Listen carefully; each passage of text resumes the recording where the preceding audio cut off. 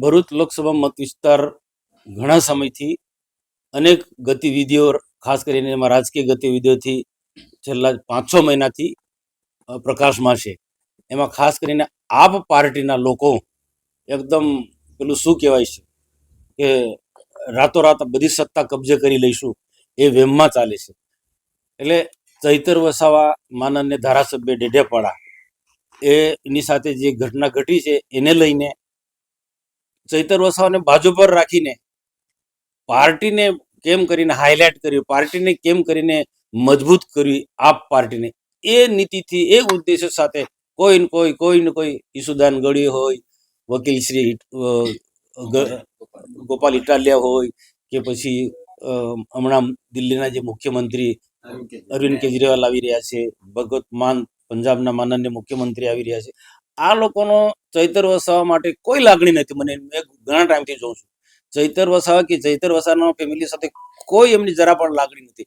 એક માત્ર ને માત્ર આપ પાર્ટીને મજબૂત કઈ રીતના કરી શકાય, કઈ રીતના હાઇલાઇટ કરી શકાય અને ભારતીય જનતા પાર્ટી ને ભારતીય જનતા પાર્ટીની સરકારને કેમ કરીને બદનામ કરી શકાય એ ઉદ્દેશથી આ લોકો આવી રહ્યા છે.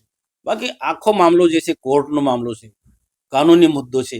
એ કોર્ટની રાહે એ મુદ્દો ઉછેરવો જોઈએ. હવે આવા સંમેલનો કરીને ચૈતર વસાવાને આગળ ધરીને ઉલટો એનો કોર્ટમાં એનો કેસ બગાડી રહ્યા છે.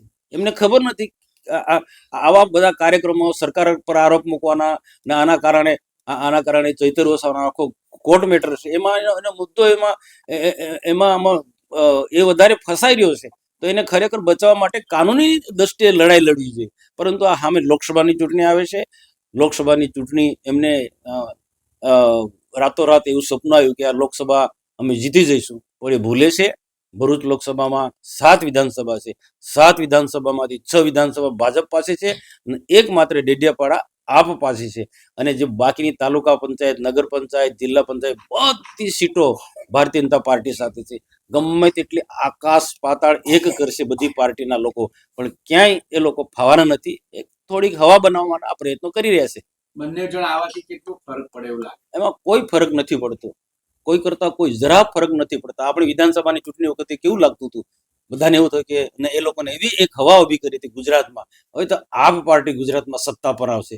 માંડ 5 સીટ આવી છે, 25-30 સીટ પણ નથી આવી શકી એમને. એટલે એક હવા ઊભી કરવા માટે અને લોકોને ભરમાવવા માટે, લોકોને ખોટી વાતો કરવા માટે એ લોકો એમાં આપ પાર્ટીના નેતાઓ માહિર છે.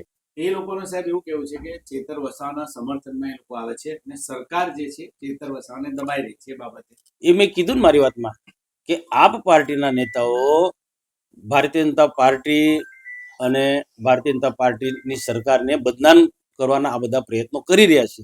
ચૈતર વસાવાનો આખો મુદ્દો કાનૂની મુદ્દો છે, કોર્ટ મેટર છે. કોર્ટની રાહે તમે લડો ને, અને એને જાણી જોઈને આ કેસને એ ગૂંચવી રહ્યા છે.